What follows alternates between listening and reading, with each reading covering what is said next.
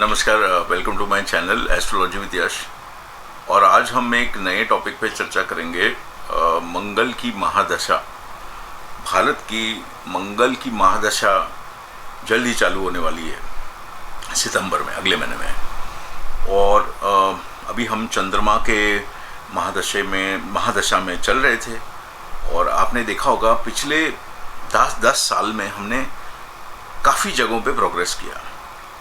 भारत जो है ये अभी एक सक्षम देश बनने की पूरी कोशिश में है और वो बन जाएगा थोड़े समय में। और काफ़ी इकोनॉमिक ग्रोथ भारत ने ली है पिछले 10 सालों में। अभी मंगल की जब महादशा आने वाली है तो क्या चेंज आएगा, क्या होने वाला है भारत में। भारत के साथ मंगल ग्रह की जो महादशा चालू होगी सितंबर से, इसका इम्पैक्ट हमारे और हमारे नेबर्स के रिलेशन पे भी कैसा रहेगा। ये अंतर्राष्ट्रीय जो हमारे रिलेशंस हैं उसमें भी कोई बदलाव आएंगे क्या। हमारी इंटरनल सिक्योरिटी कैसे रहेगी, क्या हमारे देश के अंदर शांति बनी रहेगी, क्या इकोनॉमिक स्टेबिलिटी बनी रहेगी। तो इस पे हम आज एक छोटा सा वीडियो बना रहा हूँ। बहुत ज़्यादा डिटेल नहीं है, लेकिन एक आपको अंदाज़ा देना चाहता हूँ कि क्या हो सकता है। और मैं आपको भारत का इंडिया 15 अगस्त की जो हमारी इंडिपेंडेंस की डेट है उसका आपको एक चार्ट दिखाता हूँ। आपको समझाना चाहता हूँ कि अभी आगे हम क्या चेंजेस एक्सपेक्ट कर सकते हैं भारत से। ओके, अभी मैं इसको थोड़ा एडजस्ट कर लेता हूँ आपके लिए। शायद ये विजिबल नहीं हो पा रहा है, 2 मिनट में आपको कर देता हूँ इसको।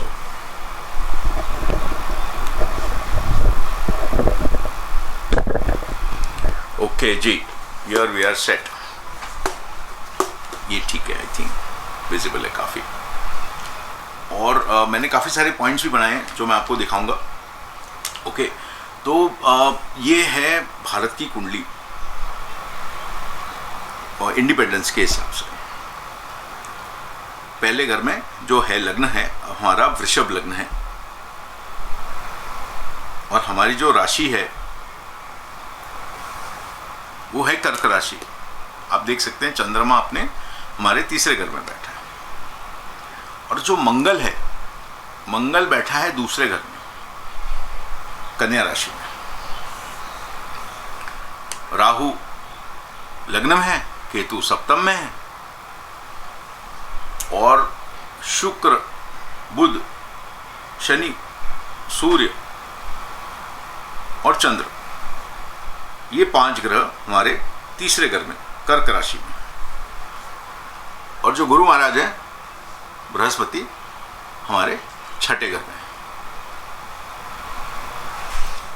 अब हमारी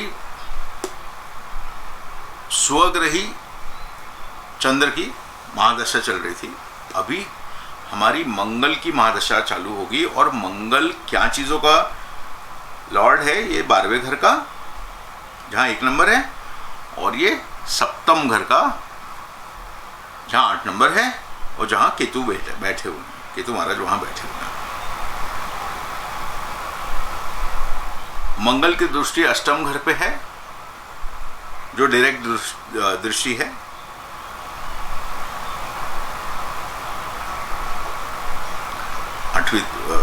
एक दृष्टि भाग्य पे भी है,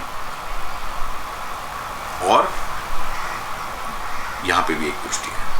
ठीक है, तो मैं आपको एक जनरल आइडिया दूंगा आज कि मंगल जो सितंबर से, अगले महीने से एक्टिवेट होने वाले हैं हमारे लिए महादशा में, वो क्या असर दे सकते हैं। ठीक है जी, इसको हम सीधा कर लेते हैं थोड़ा। ओके, और मैं आपको पॉइंट बाय पॉइंट समझाऊंगा कि मंगल ग्रह जो है ये हमारे लिए कितना अच्छा है, क्या अच्छी चीज़ें करेगा भारत में, और क्या चीज़ें ऐसी होगी कई चीज़ें ऐसी भी होगी जो हमको परेशान करने वाली है। सबसे पहली बात, हमको कुछ ऐसे चीज़ें समझ में आएंगी कि दुनिया में ऐसी ऐसी कंट्रीज़ हैं या ऑर्गेनाइजेशंस हैं जो भारत के अगेंस्ट षड्यंत्र रच रही थी। ये हम पकड़ पाएंगे इस दौरान 2025 से 2027 के बीच में। हमारी गवर्नमेंट को ये पता लग जाएगा कि हमारे अगेंस्ट कौन से ऐसे कंट्रीज़ हैं या कौन से ऐसे संगठन हैं जो भारत में परेशानी करने के लिए एकजुट होकर हमको यहाँ जो जनता को भड़का रहे हैं।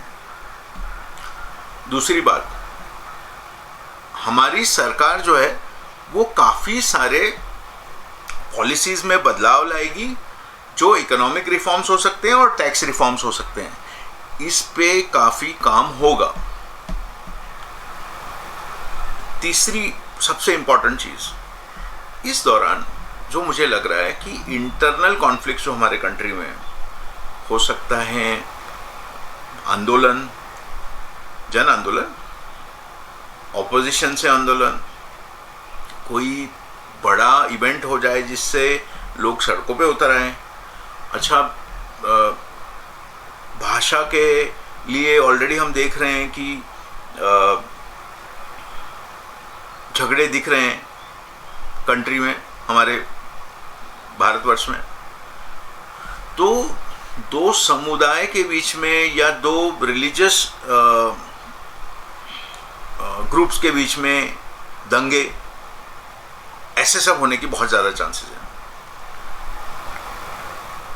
बैंकिंग सेक्टर जो है इसमें बहुत सारे चेंजेस आएंगे और ये आपको तुरंत दिखेंगे। देखिए, मंगल बहुत स्पीड में घूमने वाला प्लैनेट है, वो फास्ट प्लैनेट है। 25 से 27 के बीच में ही आपको ये इफेक्ट दिखना चालू हो जाएगा। इसके अलावा हो सकता है कि कोई ऐसे जुडिशियल रिफॉर्म्स आए जो भारत की जनता उसे एक्सेप्ट नहीं करे और उसके लिए भी वो आंदोलन करे। ये हो गया भारत के अंदर होने वाली, भारत में अंदर होने वाली चीज़ें। अच्छा, फॉरेन रिलेटेड क्या मैटर है इसमें? देखिए, मंगल जो है ये सेनापति है।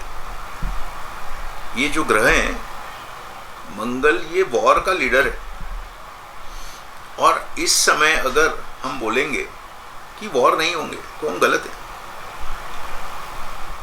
वॉर होंगे, जंग होंगे, हमको तैयारी रखनी है। आई थिंक भारत सरकार बहुत ही सक्षम है। पिछली बार जब पाकिस्तान के साथ जो हुआ था उसमें हम देख पाए, पार्ट 1 हो गया है, पार्ट 2 की पूरी तैयारी होगी और पार्ट 2 होने वाला है जल्दी ही।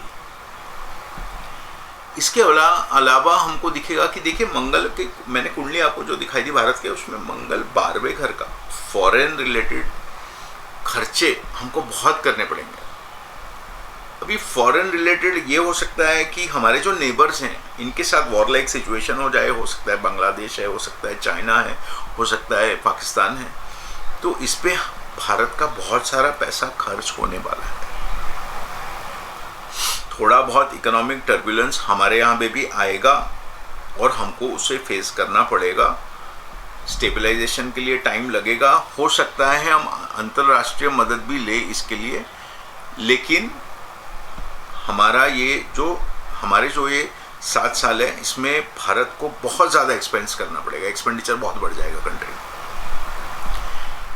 एक बात जो पॉजिटिव बात इसमें दिख रही है, 2 बातें हैं, उसको मैं एक एक करके आपको बताऊंगा। एक जो चीज़ दिख रही है मुझे, हमारी टेक्नोलॉजी कैपेसिटी और कैपेबिलिटी बढ़ जाएगी। हम स्पेस इंजीनियरिंग में बहुत बड़ा काम करेंगे, डिफेंस मैन्युफैक्चरिंग में बहुत इनोवेशन करके बहुत आगे जाएंगे। दूसरी बात, हमारी जो स्पिरिचुअलिटी है, ये कंट्री की जो स्पेशलिटी है, ये हम पूरे विश्व में सिखाएंगे। और हमारी जो टेक्निक है स्पिरिचुअलिटी भारत की, इसमें हम पूरी दुनिया को सिखाएंगे और सबको स्पिरिचुअली अवेकन करेंगे जन को, और ये इस दौरान 100% होगा। वैदिक पद्धतियाँ दुनिया भर में अपनाई जाएंगी और अप्रिशिएट किए जाएंगी। तो ये जो समय है बहुत साधारण या सिंपल नहीं है। बहुत सारी चीज़ें हो सकती हैं इन 7 सालों में। 2025 में ये टाइम चालू होगा सितंबर में, और 2032 में ये टाइम ख़त्म हो रहा है मंगल की महादशा का।